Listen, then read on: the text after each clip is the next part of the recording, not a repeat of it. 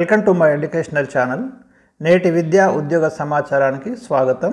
ఈరోజు ఆయా దినపత్రికలలో వచ్చినటువంటి కరెంట్ అఫైర్స్ను పోటీ పరీక్షల కోణంలో విశ్లేషిద్దాం. హైదరాబాదులో ప్రపంచ ఆర్థిక వేదిక కేంద్రం అని ఒక హెడ్లైన్ మీకు కనబడుతుంది ఇవాళ ఈనాడు పేపర్లో. మీకు అందరికీ తెలుసు, స్విట్జర్లాండ్లోని దావోస్ నగరంలో వెరీ ఇంపార్టెంట్ అండి. ప్రతి సంవత్సరం దీని మీద మనకు ప్రశ్న ఉంటుంది, ఎవ్రీ ఇయర్ జరుగుతూ ఉంటుంది. ఈ దావోస్ నగరంలో ఏం జరుగుతుందంటే ఎవ్రీ ఇయర్ మనకు వరల్డ్ ఎకనామిక్ ఫోరం అని WEF అంటాము, సదస్సు జరుగుతుంది అన్నట్టు. ప్రపంచవ్యాప్తంగా ఆయా దేశాల నుంచి పరిశ్రమలకు సంబంధించి, ఆర్థిక అంశాలకు సంబంధించి, ఆయా దేశాల అభివృద్ధికి సంబంధించి చాలా డిస్కషన్ జరుగుతాయి. ప్రముఖులంతా కూడా అటెండ్ అవుతారు, రాష్ట్రాల నుండి కూడా అటెండ్ అవుతారు. సో అలా మీకు ఈ సంవత్సరం మనకు దావోస్లో ఈ సదస్సు జనవరి 15న ప్రారంభమైంది, 19 వరకు ఈ సదస్సు జరుగుతుంది. దీంట్లో భాగంగా మన ముఖ్యమంత్రి కూడా అక్కడికి వెళ్ళడం జరిగింది. సో ఈ సందర్భంగా మరి మన హైదరాబాదులో ప్రపంచ ఆర్థిక వేదిక కేంద్రాన్ని ఏర్పాటు చేయాలని నిర్ణయించడం జరిగింది అని చెప్తున్నారు. ఫిబ్రవరి 28న బయో ఏసియా సదస్సులో ఈ ప్రపంచ ఆర్థిక వేదిక కేంద్రాన్ని అయితే మరి స్టార్ట్ చేస్తామని కూడా చెప్పడం జరిగింది.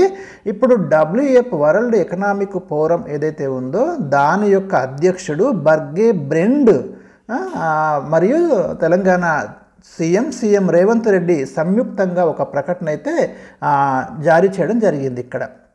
సో హైదరాబాద్లో WEF ఒక కేంద్రాన్ని అయితే ఏర్పాటు చేయబోతుంది. స్విట్జర్లాండ్లోని దావోస్లో జరుగుతున్న 54వ ప్రపంచ ఆర్థిక వేదిక సదస్సు, గుర్తుపెట్టుకోండి, స్విట్జర్లాండ్లోని దావోస్లో జరుగుతున్న 54వ ప్రపంచ ఆర్థిక వేదిక సదస్సు. చాలా ఇంపార్టెంట్ సదస్సు ఇది, కాన్ఫరెన్సు. ఒక అరుదైన అవకాశం తెలంగాణకు దక్కింది.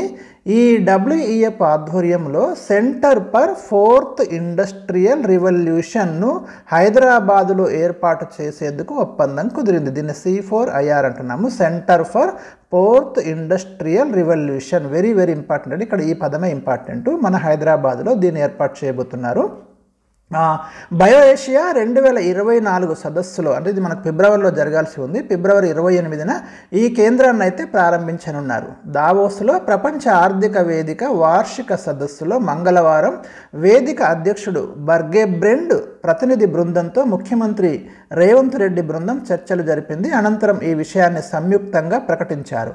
జీవ వైద్య రంగంలో అత్యాధునిక సాంకేతికతను అభివృద్ధి చేయాలనే లక్ష్యంతో తెలంగాణలో నెలకొల్పనున్న ఈ కేంద్రానికి ప్రపంచ ఆర్థిక వేదిక పరిపూర్ణ సహకారాన్ని అందిస్తుందని తెలిపారు. ఇక్కడ మీరు గమనించండి, దీన్ని ఎందుకు ఏర్పాటు చేస్తున్నాం, దీని మెయిన్ మోటో ఏంటిదంటే జీవ వైద్య రంగంలో అత్యాధునిక సాంకేతిక అడ్వాన్స్డ్ టెక్నాలజీని డెవలప్మెంట్ చేయాలనే లక్ష్యంతో తెలంగాణలోనైతే ఈ centre for fourth industrial revolution ఏర్పాటు చేయబోతున్నట్టు మనకు ఈ ప్రకటన తెలియజేస్తుంది. రాష్ట్రంలో ఆరోగ్య సంరక్షణ పెరుగుదలకు సాంకేతిక ఆధారిత కార్యక్రమం రూపకల్పనలో ఈ కేంద్రం ద్వారా మార్గం సుగమమైందని ముఖ్యమంత్రి రేవంత్ రెడ్డి చెప్పారు. ప్రపంచ ఆర్థిక వేదిక విశాల దృక్పథం, నిర్దేశించుకున్న లక్ష్యాలన్నీ తెలంగాణ ప్రభుత్వ ఆలోచనలకు అనుగుణంగా ఉన్నాయి. ఇది మనకు ఒక ప్రముఖమైనటువంటి వార్త. తెలంగాణ ఇష్యూస్ మీద డెఫినెట్గా మీకు క్వశ్చన్స్ వస్తాయి. నెక్స్ట్ వార్త, వాతావరణ యాప్ ఆవిష్కరణ అని మనకు కనబడుతుంది. భారత వాతావరణ శాఖ IMD 150వ వార్షికోత్సవాన్ని పురస్కరించుకొని దేశంలోని గ్రామీణ ప్రాంతాల్లోని వారందరికీ వాతావరణ సమాచారం వేగంగా అందించడానికి హర్ హర్ మౌసం ప్రతి ఒక్కరికి, ప్రతి ఇంటికి వాతావరణ సమాచారం పేరిట ఒక కొత్త యాప్ను అయితే రూపొందించింది. వెరీ ఇంపార్టెంట్ అండి, ఇది డెఫినెట్గా అడుగుతాడు ప్రశ్న. దీన్ని ఉపరాష్ట్రపతి జగదీప్ ధన్ఖడ్ సోమవారం ఢిల్లీలో విడుదల చేశారు. అంటే మనకి జనవరి 15వ తారీఖున విడుదల చేయడం జరిగింది. హైదరాబాద్ వాతావరణ కేంద్రంలోనూ ఈ యాప్ని ఉన్నతాధికారులు విడుదల చేశారు. ఈ యాప్ సేవలు త్వరలో అందుబాటులోకి రానున్నాయి. దీని ద్వారా ప్రతిరోజు తర్వాత వచ్చే 5 రోజులకు సంబంధించిన వాతావరణ వివరాలు తెలుసుకోవచ్చు. ఆంగ్లం, హిందీ, తెలుగుతో పాటు మరో 11 ప్రాంతీయ భాషల్లో సమాచారం అయితే అందుతుంది. తుఫాన్లు, భారీ వర్షాలకు సంబంధించిన సమాచారం ముందుగానే తెలియడం వల్ల విత్తనాలు, నీటిపారుదల, ఎరువులు, పురుగు మందుల వినియోగం వంటి వ్యవసాయ కార్యకలాపాలకు ప్రణాళిక రూపొందించుకోవడం సులువవుతుందని IMD అధికారులు తెలిపారు. ఒక అప్లికేషన్, వాతావరణ యాప్ అయితే మనకు నిన్న లాంచ్ చేయడం జరిగింది జగదీప్ ధన్ఖడ్, భారతదేశం యొక్క ఉపరాష్ట్రపతి. 150వ IMD అంటే మనకు భారత వాతావరణ శాఖ. పేరు మీరు ఇక్కడ ఈ ప్రోగ్రామ్ పేరైతే హర్ హర్ మౌసం హర్ హర్ మౌసం, ప్రతి ఒక్కరికి ప్రతి ఇంటికి వాతావరణ సమాచారం పేరిట ఈ యాప్ అయితే మనకు డిజైన్ చేయబడింది. ఇదొకటి ఇంపార్టెంట్ వార్త మనకి. నెక్స్ట్, భారత్లో తగ్గిన పేదరికం, నీతి ఆయోగ్ నివేదిక వెల్లడి. మీకు అందరికీ తెలుసు, నీతి ఆయోగ్ అనేది మనము ప్రణాళిక సంఘం స్థానములో 2015 జనవరి 1 నుంచి దీన్ని తీసుకొచ్చినాము. నీతి ఆయోగ్ను national institution for transforming India అనే ఒకదాన్ని కొత్త ప్రోగ్రామ్ని మనము లాంచ్ చేసినాము 2015 జనవరి 1 నుంచి. వీరి యొక్క రిపోర్ట్ ఒకటి రీసెంట్గా వచ్చింది. ఏం చెప్తుంది అంటే, గడిచిన 9 ఏళ్లలో భారతదేశంలో 24.82 కోట్ల మంది బహుముఖ పేదరికం నుంచి బయటపడ్డారని సోమవారం వెల్లడైన నీతి ఆయోగ్ నివేదిక తెలిపింది. డైరెక్ట్ క్వశ్చన్ ఇక్కడే వస్తుంది మీకు. ఇలాంటి రిపోర్ట్స్ వచ్చినప్పుడు ఈ స్టాటిస్టికల్ డేటా చాలా ఇంపార్టెంట్. ఏడాదికి సగటున 2.75 కోట్ల మంది పేదరికం నుంచి బయటపడ్డట్టు లెక్క అని నీతి ఆయోగ్ సభ్యుడు రమేష్ చంద్ వివరించారు. 9 ఇయర్స్లో మీకు అంటే 2015 నుంచి మీరు తీసుకుంటే 24.82 కోట్ల మంది అయితే మరి పావర్టీ నుంచి బయటకు వచ్చిండ్రు ఇండియాలో అని చెప్తున్నారు. అంటే సగటున ఎవ్రీ ఇయర్ మనం 2.75 కోట్ల మందిని పేదరికం నుంచి బయటకు తీసుకొచ్చినాము, వారి యొక్క జీవన ప్రమాణాలు మెరుగయ్యాయి అని ఈ రిపోర్ట్ అయితే మనకు చెప్తుంది. ఉత్తరప్రదేశ్, బీహార్, మధ్యప్రదేశ్లలో అత్యధిక స్థాయిలో పేదరికం తగ్గినట్లు ఈ నీతి ఆయోగ్ రిపోర్ట్ చెప్తుంది. మీరు గమనించండి, యూపీ, బీహార్, మధ్యప్రదేశ్ ఇక్కడ మనకి చాలా వరకు పేదరికం తగ్గింది అని తెలియజేస్తుంది. 2013-14 నుంచి 2022-23 వరకు ఉత్తరప్రదేశ్లో 5.94 కోట్ల మంది, బీహార్లో 3.77 కోట్ల మంది, మధ్యప్రదేశ్లో 2.30 కోట్ల మంది పేదరికం నుంచి బయటపడ్డారు. దేశమంతటా పేదరికం నుంచి బయటపడ్డ వారిలో సగం మందికి పైగా ఈ 3 రాష్ట్రాల్లోనే ఉన్నారు. నీతి ఆయోగ్ నివేదికపై హర్షం వ్యక్తం చేస్తూ సంపన్న భారత్ కోసం, భారతీయుల సర్వతోముఖ ప్రగతి కోసం కృషి కొనసాగిస్తామని ప్రధానమంత్రి నరేంద్ర మోదీ ఎక్స్లో హామీ ఇచ్చారు. ఆరోగ్యం, విద్య, జీవన ప్రమాణాలతో ఐక్యరాజ్యసమితి నిర్దేశించిన 12 పారామితుల్లో వెనుకబాటును బహుముఖ పేదరికంగా పరిగణిస్తారు. ఇక్కడ మీరు గమనించండి, వేటిని తీసుకుంటున్నాం? ఆరోగ్యం, విద్య, జీవన ప్రమాణాలతో పాటు యుఎన్ఓ నిర్దేశించిన ఇంకా 12 క్రైటీరియాస్ తీసుకొని మనము ఈ బహుముఖ పేదరికాన్ని మనం పరిగణిస్తున్నాము. దీంట్లో ఇంకా పోషకాహారము, మాతా శిశు ఆరోగ్యం, చదువుకున్న సంవత్సరాలు, త్రాగునీరు, విద్యుత్ సరఫరా, బ్యాంకు ఖాతాలు ఇవన్నిటిని కూడా పరిగణలోకి తీసుకొని వీరి యొక్క జీవన ప్రమాణాలు ఎంతవరకు మెరుగుపడ్డాయి అని సర్వే చేసి మనమైతే రిపోర్టు ఇవ్వడం జరిగింది. 2030 కల్లా ఇలాంటి బహుముఖం పేదరికం స్థాయిని సగానికి సగం తగ్గించాలని ఐరాస సుస్థిరాభివృద్ధి లక్ష్యాన్ని భారత్ సాధించనుంది. This is also very important అండి. మీకు సస్టైనబుల్ డెవలప్మెంట్ గోల్స్ అని ఉన్నాయి, మనకు ఎస్డిజి అంటాము. ఒక 17 రకాల గోల్స్ ప్రపంచవ్యాప్తంగా ఆయా దేశాలు వాటిని సాధించడానికైతే మీకు కృషి చేస్తున్నాయి. 2030 నాటికల్లా ఈ సుస్థిరాభివృద్ధి లక్ష్యాలు సాధించాలనే లక్ష్యంతో మనం ఉన్నాం. అందులో ఇది కూడా బహుముఖం పేదరికం స్థాయిని కూడా సగానికి సగం తగ్గించాలని ఐరాస సుస్థిరాభివృద్ధి లక్ష్యాన్ని భారత్ సాధించనుంది. బహుముఖ పేదరికంతో బాధపడే వారి సంఖ్య ఈ సంవత్సరంలోనే ఏక అంకె స్థాయికి తగ్గుతుందని నీతి ఆయోగ్ సిఈఓ, ఇక్కడ ఒక ఇంపార్టెంట్ పాయింట్ ఉంది. నీతి ఆయోగ్ సిఈఓ ఇప్పుడు బీవీఆర్ సుబ్రహ్మణ్యం ఉన్నారు. ఇది నోట్ చేసి పెట్టుకోండి, అడుగుతారు. వీరి సంఖ్యను దేశ జనాభాలో 1% పరిమితం చేయాలని ప్రభుత్వం పట్టుదలగా ఉందన్నారు. మిగతావి కూడా ఇక్కడ గణాంకాలు ఇవ్వడం జరిగింది. పేద రాష్ట్రాల్లో దారిద్ర్యం వేగంగా తగ్గింది, అది ఆదాయ అసమానతల తొలగింపునకు దోహదం చేస్తుంది. 2005-6లో దేశ జనాభాలో 55.34% మంది బహుముఖ పేదరికంలో మగ్గగా వారి సంఖ్య 2015-16లో 24.85%కి, 2019-21లో 14.96%కి తగ్గిపోయింది అని చెప్పడం జరిగింది. గడిచిన 9 ఏళ్లలో వ్యవసాయ రంగంలో ఎక్కువ పురోగతి సాధించినట్లు రమేష్ చంద్ తెలిపారు. ఇందులో మనము చాలా ఎక్కువగా ప్రోగ్రెస్ ఉంది అంటే అగ్రికల్చర్ సెక్టార్లో మ్యాక్సిమం ప్రోగ్రెస్ ఉంది. పోషణ్ అభియాన్, ఎనీమియా ముక్త్ భారత్ పథకాలు పేదల ఆరోగ్యాన్ని మెరుగుపరిచాయని, జాతీయ ఆహార భద్రతా చట్టం కింద 81.35 కోట్ల మందికి రేషన్ ధాన్యాలు అందాయని నీతి ఆయోగ్ నివేదిక తెలిపింది. రోజుకు $2.15 కన్నా తక్కువ సంపాదించే వారిని నిరుపేదలుగా 2017లో ప్రపంచ బ్యాంకు నిర్వచించింది. వెరీ ఇంపార్టెంట్ లైన్ అండి ఇది.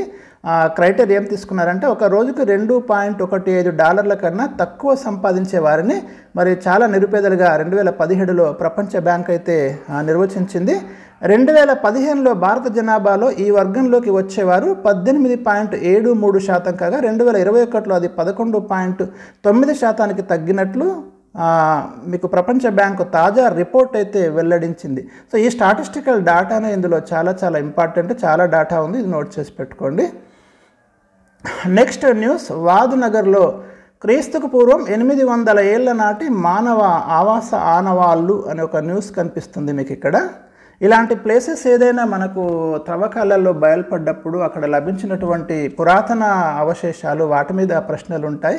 ఎస్పెషల్లీ గుజరాత్లో మీకు చాలా ప్లేసెస్ సింధు నాగరికతతో లింక్ అయి ఉన్నాయి కాబట్టి ఇప్పుడు గుజరాత్లోని వాద్నగర్లో మీకు క్రీస్తుకు పూర్వం 800 సంవత్సరాల నాటి మానవ ఆవాస ఆనవాళ్ళు బయటపడ్డాయి. ఐఐటి ఖరగ్పూర్ ప్లేస్ ఇంపార్టెంట్ అండి, వాద్నగర్ గుజరాత్లో. ఐఐటి ఖరగ్పూర్ భారత పురాతత్వ సంస్థ ASI archaeological survey of India 1861లో స్టార్ట్ అయింది.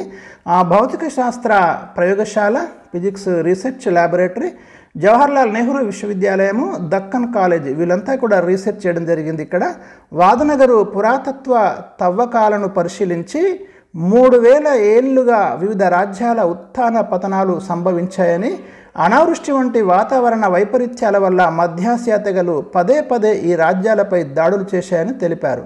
ఈ వాద్నగర్ అనేది భారత ప్రధాని మోదీ జన్మస్థలం. ఇక్కడ తవ్వకాలలో 7 సాంస్కృతిక దశలు బయలుపడ్డాయి. అవి ప్రాచీన బౌద్ధ, మౌర్య, ఏన్షియంట్ పీరియడ్కి సంబంధించి చాలా కీలకమైన పరిశోధనగా మనం దీన్ని భావించాలి. ఇండో గ్రీక్, శక క్షాత్రప, హిందూ సోలంకి, ఢిల్లీ సుల్తాన్, మొఘల్, గాయక్వాడ్, బ్రిటిష్ వలస పాలన కాలాలకు చెందినవి. ఈ తవ్వకాల్లో పురాతన బౌద్ధారామ చిహ్నాలు, యవనులు అంటే గ్రీకులు అండి, ఈ పదం మీద ప్రశ్న వస్తుంది. యవన రాజు అపోలో డోటస్ కాలం నాటి నాణాల ముద్రణ అచ్చులు, కాయిన్స్ సంబంధించి మట్టి పాత్రలు, ఇనుము, బంగారం, వెండి, రాగి వస్తువులు, పూసల గాజులు కూడా కనిపించాయి.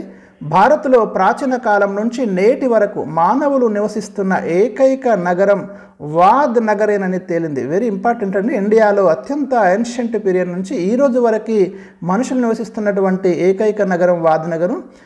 వివిధ కాలాల నాటి పురావస్తు అవశేషాలు ఇలా ఒక్కచోట చెక్కు చెదరకుండా కనిపించడం చాలా విశేషం. నిజానికి వాద్నగర్ క్రీస్తు పూర్వం 1400 నుంచే, అంటే హరప్పా నాగరికత మలి దశ నుంచే మానవ ఆవాసంగా నిలుస్తుండవచ్చు. మీకు అందరికీ తెలుసు హరప్పా నాగరికత అనేది కార్బన్ డేటింగ్ మెథడ్ ప్రకారం క్రీస్తుపూర్వం 2500 నుంచి 1750 మధ్య మనకు మెచ్యూరిటీ స్టేజ్లో కనిపిస్తుంది. ఆ తర్వాత స్టేజ్ నుంచే మీకు ఇది క్రీస్తుపూర్వం 1400 అంటే మీకు అంతకంటే ముందు 1750 కంటే ముందు నుంచే ఇక్కడ హరప్పా నాగరికత మలి దశ నుంచే మానవ ఆవాసంగా ఈ ప్లేస్ అనేది ఉండవచ్చు. హరప్పా లేదా సింధు నాగరికత కాలం నుంచే వాద్నగర్లో ఉనికి ఉందని నిర్ధారణ అయితే భారత్లో 5500 ఏళ్ల నుంచి మానవ నాగరికత విరాజిల్లుతున్నట్లు లెక్క. సో వెరీ ఇంపార్టెంట్ పరిశోధనగా మనం దీన్ని చెప్పుకోవచ్చు. ప్లేస్ గుర్తుపెట్టుకోండి. ఇటీవల ఎక్కడ హరప్పా కాలం నాటి నాగరికత అవశేషాలు బయలుపడ్డాయి, అలాంటి ప్రశ్న మీకు రావడానికి అవకాశాలు ఉన్నాయండి. ఇది దాదాపుగా ఆ పీరియడ్కి సంబంధించిందని మనకు తెలుస్తుంది. So very important Vadnagar. Next, 4 ఏళ్లకు ఎవరెస్ట్ బేస్ క్యాంప్ ఎక్కేసింది చరిత్ర సృష్టించిన చెక్ చిన్నారి జారా. చెక్ రిపబ్లిక్ చెందిన జారా అనే బాలిక సరికొత్త చరిత్ర సృష్టించింది. 4 ఏళ్ల చిరుప్రాయంలోనే ఏకంగా ఎవరెస్ట్ బేస్ క్యాంప్ ఎక్కేసింది. ఇక్కడికి చేరుకున్న అత్యంత పిన్న వయస్కురాలుగా రికార్డు నెలకొల్పింది. అంటే ఎవరెస్ట్ బేస్ క్యాంప్ వరకు అత్యంత చిన్న వయస్కురాలైన ఒక బాలిక జారా చెక్ రిపబ్లిక్ సో మరి రికార్డు సృష్టించింది. Very important. ఇట్లా ఎవరైనా వార్తల్లోకి రికార్డుల పేరిట వచ్చినప్పుడు వాళ్ళ మీద ప్రశ్నలు వస్తాయి. ఇంతకుముందు ఈ రికార్డు భారత్కు చెందిన ప్రిషా లోకేష్ నికాజు పేరిట ఉండేది. ఇప్పుడైతే జారా పేరిట ఈ చరిత్ర అంటే ఈ రికార్డు వచ్చింది. ఇంతకుముందు ప్రిషా గత ఏడాది 5 ఏళ్ల వయసులో ఎవరెస్ట్ బేస్ క్యాంప్కు చేరుకుంది. చెక్ దేశస్థురాలు అయినప్పటికీ జారా తన కుటుంబంతో కలిసి మలేషియాలో ఉంటుంది. ఇటీవల ఆమె తన తండ్రి డేవిడ్ సిప్రా 7 ఏళ్ల సోదరుడితో కలిసి ఎవరెస్ట్ బేస్ క్యాంప్ వద్దకు చేరుకుంది. ఆ దృశ్యాలను ఆమె కుటుంబం సామాజిక మాధ్యమాల్లో పోస్ట్ చేసింది. సో ఇది ఒకటి రికార్డ్ అండి. మనకి ఎవరెస్ట్ బేస్ క్యాంపునకు చేసే ప్రయాణంలో తీవ్ర ప్రతికూల వాతావరణ పరిస్థితులు ఉంటాయి. ఉష్ణోగ్రతలు కూడా -25 డిగ్రీస్కి ఇక్కడ పడిపోతాయి. అట్లాంటి ఒక చల్లటి వాతావరణంలో కఠిన పరిస్థితులు తట్టుకుంటూ సముద్ర మట్టానికి సుమారు 17,500 అడుగుల ఎత్తులో ఉండే బేస్ క్యాంప్ వద్దకైతే ఈ చిన్నారి చేరుకొని రికార్డు సృష్టించింది. పేరు గుర్తుంచుకోండి. నెక్స్ట్, భారత్లో ప్రపంచంలోనే అతిపెద్ద ధాన్యాగారం ప్రణాళికలు సిద్ధం చేస్తున్న కేంద్రం. ఇది ఒకటి ఇంపార్టెంట్ న్యూస్ అండి. ఆహార ధాన్యాల నిల్వల కోసం ప్రపంచంలోని అతిపెద్ద ధాన్యాగారాన్ని నెలకొల్పేందుకు కేంద్రం ప్రణాళికలు సిద్ధం చేస్తుంది. ఇందులో భాగంగా కేంద్ర సహకార మంత్రిత్వ శాఖ ప్రభుత్వం ఆధ్వర్యంలోని సహకార సంస్థలతో కోఆపరేటివ్ సొసైటీస్తో అయితే ఒక అగ్రిమెంట్ చేసుకోనుంది. దీని ద్వారా ప్రాథమిక వ్యవసాయ సహకార పరపతి సంఘాలు ఏవైతే మరి ప్రైమరీ క్రెడిట్ కోఆపరేటివ్ సొసైటీస్ ఉన్నాయో అక్కడ నిర్మించిన గోదాములను జాతీయ ఆహార ధాన్యాల సరఫరా గొలుసుతో కనెక్ట్ చేయడము. ఇప్పుడు దేశంలో 300 మిలియన్ టన్నుల ఆహార ధాన్యాలు అయితే ఉత్పత్తి అవుతున్నాయి. ఇక్కడ ఇది గుర్తుపెట్టుకోండి. ఏటా మన దేశంలో సుమారుగా 300 టన్నుల ఆహార ధాన్యాలు మనము ఫుడ్ గ్రెయిన్స్ అయితే ఉత్పత్తి చేస్తున్నాము. మన నిల్వ సామర్థ్యం మాత్రము జస్ట్ 145 మిలియన్ టన్నులు మాత్రమే మనకి ఇక్కడ అవైలబుల్ ఉన్నాయి ధాన్యాగారాలు. దీంతో రాబోయే 5 ఏళ్లలో నిల్వ సామర్థ్యాన్ని 215 మిలియన్ టన్నులకు పెంచాలని కేంద్రం లక్ష్యంగా నిర్దేశించుకుంది. ఇందుకోసం కేంద్రం సహకార మంత్రిత్వ శాఖతో పాటు NABARD, national agricultural bank for rural and development అయితే ఉందో మరి నాబార్డ్ సహాయం కూడా తీసుకొని అట్లాగే NCDC, NCCFలకి ప్రతిపాదనను పంపింది. ఇదొక ఇంపార్టెంట్ న్యూస్గా మనం చూడాలి. ఇందులో మీకు ఒక డాటా ఉంది. 300 మిలియన్ టన్నుల ఆహార ధాన్యాలు అయితే ఎవ్రీ ఇయర్ మనము ప్రొడ్యూస్ చేస్తున్నాము. సో అది ఇంపార్టెంట్. నెక్స్ట్, జ్ఞానవాపి మసీదులో నీళ్ల ట్యాంక్ శుభ్రానికి సుప్రీం పచ్చ జెండా. ఇది రీసెంట్గా అంటే చాలా రోజుల నుంచి ఇది మీకు వార్తలలో ఉంది. జ్ఞానవాపి మసీదు ఇది ఎక్కడుంది లొకేషన్ అడుగుతాడు. ఉత్తరప్రదేశ్లోని వారణాసిలో గల జ్ఞానవాపి మసీదు ఆవరణలో మూసివేసిన నీటి ట్యాంకును శుభ్రం చేయడానికి సుప్రీంకోర్టు మంగళవారం అనుమతించింది. కొంత కాంట్రవర్సీ ఉంది ఈ ప్లేస్ మీద. సో అందుకోసం వార్తల్లోకి వచ్చింది. మీరు ఒకటి గుర్తుంచుకోండి, డైరెక్ట్ క్వశ్చన్ వస్తుంది. జ్ఞానవాపి మసీదు ఏ రాష్ట్రంలో ఉందని, ఏ నగరంలో ఉందని. సో యూపీలోని వారణాసిలో ఉంది అని మీరు గుర్తుంచుకోండి. దీనికి ముందు అప్డేట్స్ ఏమైనా ఉంటే నేను మీకు ముందు ఇస్తాను. నెక్స్ట్, కార్బేవ్యాక్స్ టీకాకు WHO గుర్తింపు అని ఒక వార్త కనిపిస్తుంది. ఇది కోవిడ్కి సంబంధించిన వ్యాక్సిన్ అండి. రీసెంట్గా మీకు బయాలజికల్ లిమిటెడ్ దీన్ని ఎవరు తయారు చేశారనేది ఇంపార్టెంట్. దీన్ని తయారు చేసింది ఎవరు అంటే బయాలజికల్ లిమిటెడ్ ఆవిష్కరించిన కోవిడ్ టీకా కార్బేవ్యాక్స్. దీనికి WHO ఏదైతే జెనీవాలో హెడ్ క్వార్టర్ ఉంది, ప్రపంచ ఆరోగ్య సంస్థ, అది ఈ కార్బేవ్యాక్స్ టీకాకైతే ఒక గుర్తింపు ఇచ్చింది. అంటే మీరు వినియోగ గుర్తింపు అని అంటాం దీన్ని. ప్రోటీన్ సబ్ యూనిట్ ప్లాట్ఫామ్పై మన దేశంలో తయారైన మొట్టమొదటి టీకా అంటే ఈ రకంగా ఈ ప్రోటీన్ సబ్ యూనిట్ ప్లాట్ఫామ్ మీద మన దేశంలో ఇలాంటి టైప్ టీకాను తయారు చేయడం ఇదే ఫస్ట్ టైము. కార్బేవ్యాక్స్ టీకాకు ఎంతో కాలం క్రితమే మన ఇండియాలో కూడా భారత డ్రగ్ కంట్రోలర్ అండ్ జనరల్ వాళ్ళు కూడా ఇచ్చారు గుర్తింపు, అత్యవసర గుర్తింపు ఇచ్చింది. 18 ఇయర్స్కి మించిన వారికి బూస్టర్ డోస్ కింద ఈ టీకా ఇచ్చేందుకు పర్మిషన్ ఉంది. భారత ప్రభుత్వానికి ఇప్పటి వరకు 10 కోట్ల డోసుల కార్బేవ్యాక్స్ టీకాను బయాలజికల్ లిమిటెడ్ అయితే సరఫరా చేసింది. ఈ టీకాను దేశవ్యాప్తంగా ప్రభుత్వం చేపట్టిన టీకాల కార్యక్రమంలో ప్రధానంగా 12 నుంచి 14 ఏళ్ల పిల్లల కోసం వినియోగించారు. ఇప్పటిదాకా మనకి కార్బేవ్యాక్స్ టీకాకు ప్రపంచ ఆరోగ్య సంస్థ గుర్తింపు రావడం వల్ల ప్రోటీన్ సబ్ యూనిట్ ప్లాట్ఫామ్పై భవిష్యత్తు అవసరాలకు తగినట్లుగా కోవిడ్ టీకాలను ఆవిష్కరించే అవకాశం కలుగుతుందని బయాలజికల్ లిమిటెడ్ MD మహిమా దాట్లా అన్నారు. తర్వాత ఇంకా వాళ్ళు చేసే రీసెర్చ్ గురించి కూడా కొంత ఇన్ఫర్మేషన్ అయితే ఇక్కడ ఉంది మనకి. సో ఇది మనకు ఈ కార్బేవ్యాక్స్ టీకాకు సంబంధించి WHO గుర్తింపు రావడం అనేది ఇంపార్టెంట్. నెక్స్ట్, L&Tకి బుల్లెట్ రైలు ప్రాజెక్టు, ఇది కూడా ఇంపార్టెంట్. మన దేశంలో కూడా బుల్లెట్ రైలు ప్రాజెక్ట్ చేపట్టినాము. దాని యొక్క విద్యుదీకరణ వ్యవస్థను ఏర్పాటు చేసే అతిపెద్ద మెగా ఆర్డర్ను తమ నిర్మాణ విభాగం దక్కించుకుందని లార్సన్ అండ్ టూబ్రో L&T మంగళవారం తెలిపింది. ఒక అధికృత జపాన్ ఏజెన్సీ నుంచి ఈ ఆర్డర్ దక్కినట్లు వివరించింది.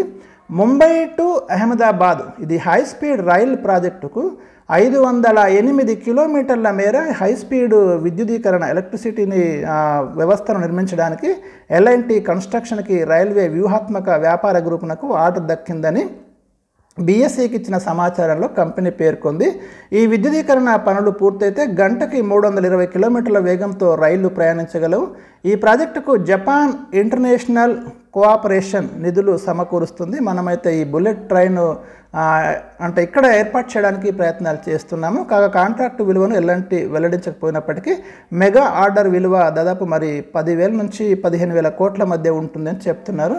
సో ఇక్కడ మీరు గుర్తుపెట్టుకోండి, ఇక్కడ ఇది మార్గం Mumbai to Ahmedabad high speed rail ఒకటి ఎస్టాబ్లిష్ అంటే మనము తీసుకురాబోతున్నాము.